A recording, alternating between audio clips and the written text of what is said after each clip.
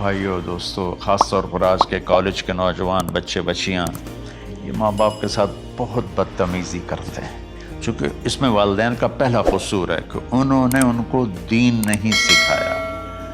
بچپن میں English medium school, پھر او لیول، پھر اے لیول، تو انہیں کیا پتہ ماں کون ہے باپ کون ہے۔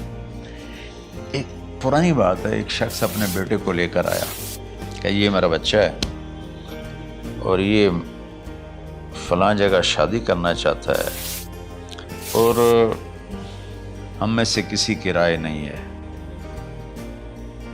اور یہ مانتا نہیں ہے، اور اس کے ساتھ اس نے دھاڑے مار کے رونا شروع کیا۔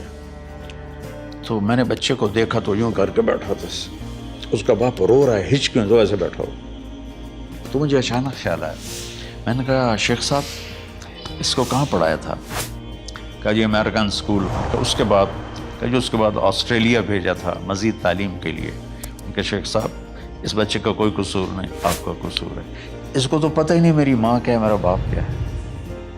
ایک ہماری تہذیب تھی وہ ختم ہو گئی ہے، اس میں علم نہیں بھی تھا تو ماں باپ کا۔ میں نے اپنی آنکھوں سے دیکھا، میں نے اپنے دادا کو دیکھا لیکن میں یاد نہیں، لیکن جو میرے دادا کے چھوٹے بھائی تھے ان کو میں سنبھلتا ہوں، ان کو میں نے دیکھا ہے، تیسری چوتھی جماعت تک میں تھا۔ 61 میں ان کا انتقال ہوا، میری 9 سال عمر تھی، تو 8 سال۔